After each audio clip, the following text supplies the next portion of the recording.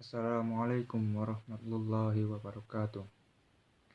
Innal hamdalillah nahmaduhu wa nasta'inuhu wa nastaghfiruh wa na'udzu billahi min syururi anfusina wa min sayyiatina a'malina. May yahdihillahu fala mudhillalah wa may yudlil fala hadiyalah. Asyhadu an la ilaha illallah wa asyhadu anna Muhammadan abduhu wa rasuluh. Amma ba'd. Allah Subhanahu wa Ta'ala berfirman dalam surah Al-Baqarah ayat kedua dan ketiga yang berbunyi, A'udzu billahi minasyaitonir rajim. Bismillahirrahmanirrahim. Dzalikal kitabu la raiba fihi hudal lil muttaqin alladzina yu'minuna bil ghaibi wa yuqimunas salata wa mimma razaqnahum yunfiqun. Shadaqallahul azim. Dalam ayat tersebut dijelaskan bahwasanya Al-Quran merupakan petunjuk bagi orang-orang yang bertakwa. Kemudian dalam ayat selanjutnya yaitu ayat ketiga disebutkan bahwasanya orang-orang yang bertakwa yang mendapatkan petunjuk adalah salah satunya adalah orang yang melaksanakan sholat. Maka dari itu, agar termasuk ke dalam orang-orang yang bertakwa, hendaklah kita semua melaksanakan sholat. Setidaknya melaksanakan 5 sholat yang wajib jika belum mampu melaksanakan sholat yang sunnah. Sholat merupakan ibadah yang diperintahkan oleh Allah Subhanahu wa Ta'ala dalam peristiwa Isra Mi'raj. Dalam suatu riwayat dijelaskan bahwasanya sholat merupakan ibadah pertama yang kali akan dihisab oleh Allah pada hari kiamat kelak. Disebutkan dalam riwayat tersebut juga, barang siapa yang baik sholatnya, maka akan baik pula amalan-amalan yang lainnya.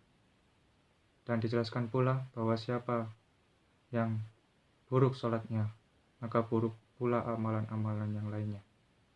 Dalam riwayat tersebut dapat diketahui bahwasanya sholat memberikan pengaruh kepada amalan-amalan yang lain. Jika sholat yang dilakukan itu baik, maka amalan yang lain juga akan ikut baik. Dan jika tidak pernah melaksanakan sholat atau sholatnya itu buruk, maka amalan-amalan yang lain juga akan ikut buruk. Maka dari itu, keutamaan sholat adalah memberikan pengaruh kepada amalan-amalan yang lain. Perintah melaksanakan sholat merupakan kewajiban yang tidak boleh ditinggalkan oleh setiap umat Islam, baik dalam keadaan apapun, meskipun dalam keadaan musafir atau perjalanan jauh, maupun dalam keadaan sakit. Jika terdapat halangan-halangan seperti melakukan perjalanan jauh atau dalam keadaan sakit, maka Allah Subhanahu wa Ta'ala memberikan keringanan-keringanan sehingga sholat itu tidak akan ditinggalkan. Adanya keringanan-keringanan bagi orang dikhususkan dalam sholat menunjukkan bahwa sholat harus selalu dikerjakan dan tidak boleh ditinggalkan. Contohnya bagi orang-orang yang melakukan perjalanan jauh atau musafir, maka sholat bisa dilakukan dengan jamak atau qashar. Selanjutnya bagi orang-orang sakit, apabila ia tidak mampu melaksanakan sholat dengan berdiri, maka Allah memberikan keringanan dengan dapat melaksanakan sholat dengan duduk. Dan apabila dengan duduk juga tidak mampu, maka Allah juga memberikan keringanan untuk melaksanakan sholat dengan berbaring. Adanya keringanan-keringanan tersebut menandakan bahwa sholat itu tidak boleh ditinggalkan, baik apalagi ditinggalkan dengan sengaja. Terdapat siksa bagi orang-orang yang meninggalkan sholat dengan sengaja. Siksa yang didapatkan bagi orang-orang yang meninggalkan sholat dengan sengaja tidak hanya didapatkan pada ketika mereka hidup di dunia, melainkan juga ketika mereka menghadapi kematian, juga akan mendapatkan siksa ketika di alam kubur, serta akan mendapatkan siksa ketika ia dibangkitkan dari alam kubur. Dalam kitab Irsyadul Ibad dijelaskan, siksaan-siksaan yang akan didapatkan oleh orang-orang yang meninggalkan sholat dengan sengaja. Terdapat 4 siksaan yang akan didapatkan. Yang pertama ketika di dunia. Orang-orang yang meninggalkan sholat dengan sengaja akan mendapatkan siksaan berupa dicabut keberkahan umurnya. Meskipun orang tersebut berumur panjang, maka umurnya tidak akan pernah berkah. Selanjutnya, apabila ia dengan sengaja meninggalkan sholat, maka seluruh amal baiknya tidak akan diterima oleh Allah Subhanahu wa Ta'ala, karena sholat merupakan memberikan pengaruh kepada amalan-amalan yang lain. Selanjutnya, doanya tidak akan dikabulkan oleh Allah Subhanahu wa Ta'ala. Jadi orang-orang yang meninggalkan sholat akan terhalang doa-doanya. Kemudian tidak akan mendapatkan bagian doa dari para ulama. Dan yang terakhir, siksaan yang akan didapatkan di dunia oleh orang-orang yang meninggalkan sholat adalah akan dibenci oleh orang-orang.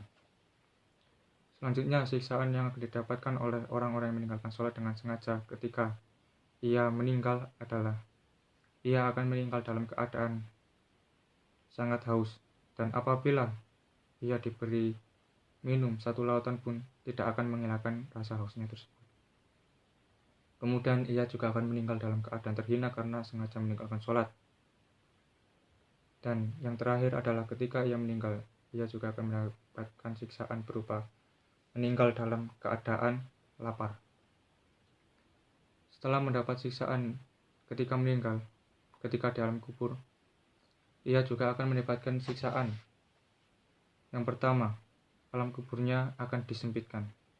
Jadi ia akan disiksa berupa kuburnya disempitkan. Kemudian ruang kuburnya dipenuhi api, sehingga selama di alam kubur ia akan berada di atas bara. Dan yang terakhir, Allah akan memerintahkan ular besar utusan Allah untuk menyiksa orang tersebut di alam kubur. Kemudian yang terakhir, yaitu siksaan yang akan didapatkan oleh orang-orang yang sengaja meninggalkan sholat ketika ia akan dibangkitkan dari alam kubur. Yang pertama, ia akan mendapatkan hisab yang berat. Yang kedua, ia akan dibenci oleh Allah Subhanahu wa Ta'ala. Dan siksaan yang paling pedih yang akan didapatkan oleh orang-orang yang sengaja meninggalkan sholat adalah ia akan dimasukkan ke dalam neraka oleh Allah Subhanahu wa Ta'ala.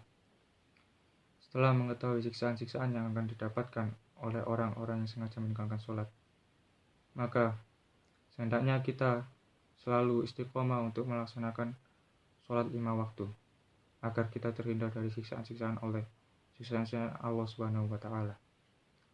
Sekian yang dapat saya sampaikan.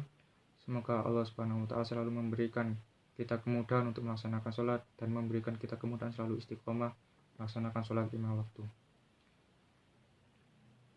Kurang lebihnya saya memohon maaf. Wassalamualaikum warahmatullahi wabarakatuh.